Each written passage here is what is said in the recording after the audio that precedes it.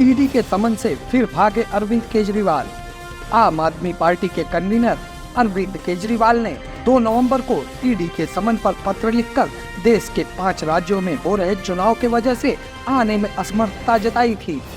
इसी मामले में ईडी ने उन्हें पूछताछ के लिए फिर 21 दिसंबर की तारीख दी थी, पर अरविंद केजरीवाल ने इस बार भी चिट्ठी पैतरा अपनाते हुए फिर से ईडी को चिट्ठी लिखी है, जिसमें अरविंद केजरीवाल अपनी विपश्यना मेडिटेशन का हवाला देते हुए ईडी की पूछताछ से बचते नजर आ रहे हैं। इसी को लेकर बीजेपी के spokes person doctor Sambit Patra ने प्रेस कॉन्फ्रेंस को संबोधित किया और दिल्ली के मुख्यमंत्री अरविंद केजरीवाल पर ईडी के समन से बचने के लिए झूठे पैतरे अपनाने का आरोप लगाया है। देखें पूरा वीडियो। आज हम टीवी देख रहे हैं तो बहुत सारे विषय आपके सामने हैं। इंडी अलायंस, जिसको माननीय प्रधानमंत्री जी ने बहुत ही उचित शब्दों में घमंडिया अलायंस कहा है। घमंडिया अलायंस के मार्च, घमंडिया अलायंस के प्रोटेस्ट देखने को मिल रहे हैं। जहां तक घमंडिया अलायंस का सवाल है, जहां तक इंडी अलायंस का सवाल है, उनको जोड़ने वाला जो फेविकॉल है वो 2 है। एक है शराब और दूसरा है अपमान। किस प्रकार से सनातन का अपमान करना, किस प्रकार से भारत की सभ्यता का अपमान करना, किस प्रकार से बड़ों का अनादर करना। आज दोनों विषय हिंदुस्तान की राजनीति और हिंदुस्तान के मीडिया की खबर की धुरी बनी हुई है। शराब धुरी बनी हुई है।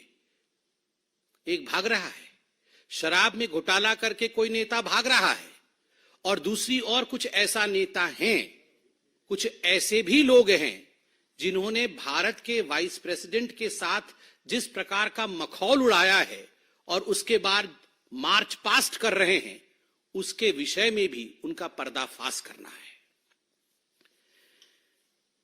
आप सभी जानते हैं और यह विदित है कि 2 नवंबर को शराब घोटाले को लेकर, एक्साइज पॉलिसी के स्कैम को लेकर अरविंद केजरीवाल को सेंट्रल एजेंसीज ने, ईडी ने, एनफोर्समेंट डायरेक्टरेट ने समन किया था कि अरविंद जी आइए, हम बैठेंगे आमने सामने, आपसे सवाल जवाब करेंगे। और ये जो करोड़ों का घोटाला हुआ है, और जहां तक करोड़ों का घोटाला हुआ है, ये कोई भारतीय जनता पार्टी के नाते हम नहीं कह रहे हैं, गिनती अभी तक चल रही है। 2 घोटाले हमने देखे हैं हाल फिलहाल में। मैंने क्यों कहा कि इंडी अलायंस को जोड़ने वाला फेविकॉल शराब है। शराब का पैसा अलमारी दर अलमारी 3 दिसंबर को मतगणना चल रही थी और नोट की गिनती भी चल रही थी। 350 करोड़ से अधिक की नोट की गिनती हुई थी और वो शराब का पैसा था। कांग्रेस के एक सांसद धीरज साहू जी के घर से निकला था। वहां तो गिनती सीमित हुई कि 350 से अधिक करोड़ रुपए उसके अंदर है। और जहां तक केजरीवाल जी के शराब का हिसाब किताब है, अभी तक गिनती चल रही है। सुप्रीम कोर्ट ने मनीष सिसोदिया के बेल के समय, रिजेक्ट करने के समय बड़े स्पष्ट शब्दों में कहा था कि there is an established money trail. Money trail है और एस्टैब्लिश्ड है, ये देश के सर्वोत्तम न्यायालय ने कहा। फिर भी आप अरविंद केजरीवाल जी की बेशर्मी को देखिए, आज भी भाग गए। 2 नवंबर को भागे थे, आज भी भाग गए। 2 नवंबर को जब उन्हें बुलाया गया था तो एक चिट्ठी अरविंद केजरीवाल जी ने लिखा था। वो चिट्ठी आप सबने देखा भी। ये चिट्ठी अरविंद केजरीवाल जी ने लिखा था। अरविंद केजरीवाल जी ने उस चिट्ठी में बड़े स्पष्ट रूप से लिखा था, 5वें नंबर पॉइंट पे मैं वो पढ़ना चाहूंगा। As the Chief Minister of the State of NCT of Delhi, I have governance and official commitments for which my presence is required, particularly in view of the Diwali festivities coming up in the second week of November 2023. उनका कहना था, उनका मानना था कि चूंकि मैं एक पद पर हूं, मैं एक मुख्यमंत्री हूं, मेरी कुछ जिम्मेदारी है, मुझे वो जिम्मेदारी निभानी है और इस कारण से दिल्ली में रहना मेरे लिए अनिवार्य है। साथ में एक और पॉइंट भी लिखा था, और मैं वो पॉइंट पढ़ूंगा नहीं, लंबा पॉइंट है, मगर उन्होंने कहा था कि मिजोरम, मध्य प्रदेश, छत्तीसगढ़, राजस्थान और तेलंगाना में चुनाव चल रहे हैं और मैं स्टार प्रचारक हूं, तो मुझे तुरंत जाके वहां पर आम आदमी पार्टी को जिताना है। 205 सीटें शायद लड़ी थी और जमानत जब्त सब सीटों में हुई ना। हाँ, कुछ 0.5% वोट ऐसा मिला है, 1% वोट भी नहीं मिला है। इन 5 राज्यों में आम आदमी पार्टी के स्टार प्रचारक, शराब घोटाले के किंगपिन सरगना अरविंद केजरीवाल जी के प्रचार के बावजूद 0.5% या 0.7% वोट मिला है और उस कारण से वो ईडी के सामने 2 नवंबर को प्रस्तुत नहीं हुए। और उनका कहना है कि मैं सीएम हूं तो मेरी कुछ जिम्मेदारी है दिल्ली के प्रति, इसलिए मैं अपना रिस्पॉन्सिबिलिटी निभा रहा था। अरविंद केजरीवाल जी ने आज भी एक चिट्ठी लिखी है, ये आज की चिट्ठी है, जब उन्हें ईडी ने फिर से पूछताछ के लिए शराब घोटाले, जिसके किंग पिन है अरविंद केजरीवाल, जिसके मास्टरमाइंड है अरविंद केजरीवाल, करोड़ों करोड़ रुपए का गबन किया है अरविंद केजरीवाल जी ने, मोटा माल कमाया है अरविंद केजरीवाल जी ने, जब इस विषय में पूछताछ करने के लिए बुलाया गया तो एक चिट्ठी लिखी है अरविंद केजरीवाल जी ने। पहला पॉइंट है, on the eve of my departure for Vipassana Meditation Center, which has been widely publicized and largely circulated all over the media in the country, as well as officially announced, to my utter dismay and concern, I have received the subject summons dated 18/12/2023 for my purported appearance in the person on 21/12/2023। मतलब वो विपासना के लिए जा रहे हैं, इसलिए ED की इतनी हिम्मत कि आप मुझे पूछताछ के लिए बुला ले। वाह अरविंद केजरीवाल जी, आप कभी चुनाव के लिए जाएंगे, आप कभी दिवाली मनाएंगे, आज आप विपासना के लिए जाएंगे और इस कारण से आप गवर्नेंस में भाग नहीं लेंगे और आप अपनी रेस्पॉन्सिबिलिटी से भाग नहीं लेंगे, रेस्पॉन्सिबिलिटी से भागेंगे। Arvind and accountability will never travel together.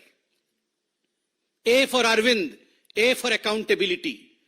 और अरविंद और अकाउंटेबिलिटी कभी भी एक साथ नहीं चल सकते। केजरीवाल एंड कर्तव्य विल नेवर ट्रैवल टुगेदर। कभी भी अपने कर्तव्य का वहन करना एक जनप्रतिनिधि का कर्तव्य है कि यदि उसने घोटाला किया है और देश की सेंट्रल एजेंसी उसे बुलाती है तो उसे वहां जाना पड़ेगा, प्रश्नों का उत्तर देना पड़ेगा। मैं एक बात स्पष्ट कर दूं, यहां विपासना के पीछे छुपने की कोशिश अरविंद केजरीवाल कर रहे हैं। कुशासना और विपासना साथ साथ कभी नहीं चल सकता है। यदि आपने कुशासना किया है तो बाद में जेलासना होगा ही होगा। ये जेल आसन के बारे में हम नहीं बता रहे हैं अरविंद केजरीवाल जी, आप ही के 2 मंत्री सौरभ भारद्वाज और अतिशी मरलीना जी ने बड़े स्पष्ट रूप से प्रेस कॉन्फ्रेंस करके कहा कि हमें पता है अरविंद केजरीवाल जी की गिरफ्तारी हो, ओवर कॉन्फिडेंट गिरफ्तारी होगी, जरूर होगी, और एक रेफरेंडम भी कराया कि अगर गिरफ्तारी हो जाएगी तो क्या तिहाड़ से सत्ता चलाया जाएगा या नहीं।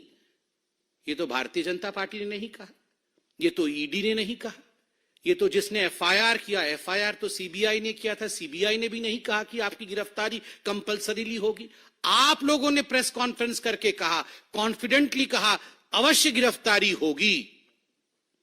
तो आज हम कहना चाहते हैं आप अगर इतने कॉन्फिडेंट है कि गिरफ्तारी होगी, कुशासन करके विपासना करने जा रहे हैं, कुशासना एंड विपासना। चिंता मत करिए केजरीवाल जी, जेल में इन सारे आसनों की व्यवस्था है, विपासना जेल में भी कराया जाता है।